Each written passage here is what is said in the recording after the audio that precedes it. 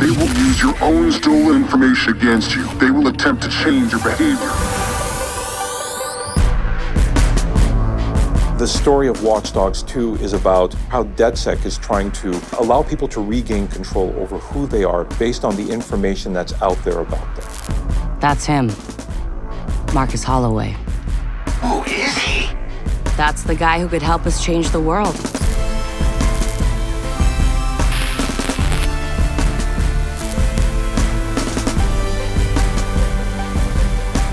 Watch Dogs 2 is about a hacker named Marcus Holloway. He's a very gifted and smart young man who ends up by getting profiled and accused of a crime he didn't commit. That opens his eyes as to all the inequalities that are out there and how the system is being used against people. He's fighting for injustice. This system that's in this game, CTOS, it puts labels on people and it doesn't really take in who they are as people or whether they're good. It just says they're high risk, you need to treat them this way. And so he starts working with DedSec in order to show people what's happening, but more so to help take down part of the system that's being used against them. T-Bone comes along, getting DedSec to go, yes, we have to make a stand. We have to be the good guys. Nice hat. Nice mask. They are the David against the Goliaths, but they have something special that David didn't have. Like, they don't have a sword, they have the entire internet. The Goliath is all forms of establishment. So big corporations, some people in those corporations trying to use technology for power, for money, for control, and also the government is part of the establishment. So various corrupted people inside of those factions that you're trying to fight against. You're gonna be dealing against rival hacker groups. We're gonna be dealing with corporations trying to get power, manipulating politicians, trying to get money. Basically trying to know more about you than you know about yourself so they can predict your next move. One of the challenges you're going to be facing is to figure out, is there a link between all those people? Is it just random abuse of technology or is there someone with an agenda? And that's what you have to figure out as you unveil that corruption in the establishment. In Watch Dogs 1, we explored surveillance a lot. You know, how technology could invade people's privacy. In Watch Dogs 2, we're interested in something called big data.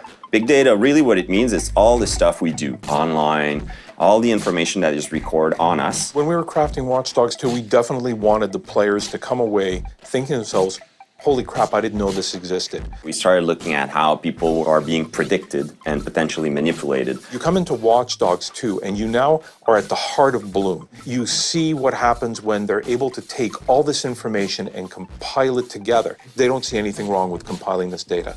But what happens when you've got somebody who acts as the middleman between Bloom and the data that they possess, and they start doing something, pushing their own agenda for it? That's where you have somebody like Deshan come in. He's the CEO of Bloom, which is a company that collects and distributes the data from all different kinds of other organizations. Think about like the amount of control one person can have if they literally own and manipulate all information, all data about every single person. That in itself is kind of like, it's kind of like God.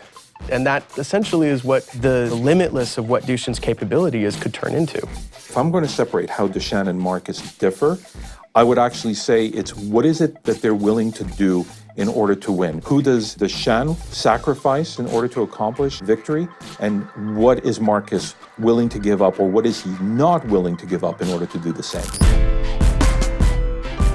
Marcus doesn't come in with that idea of, I'm gonna save the world. He comes in with a fuck Bloom, they fucked me over, so I'm coming after them. You know, the defenseless trying to defend themselves. We are the ones that can step up and defend for them. We've all been broken down into our most core components as far as information is concerned.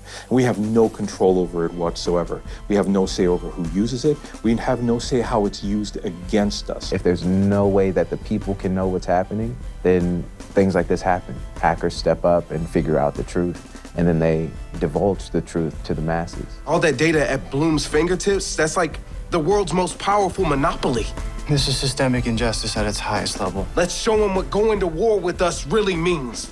It's up to you to decide what side you're on or what's right and what's wrong. But at the end of the day, this story is exactly what is happening today. Namaste.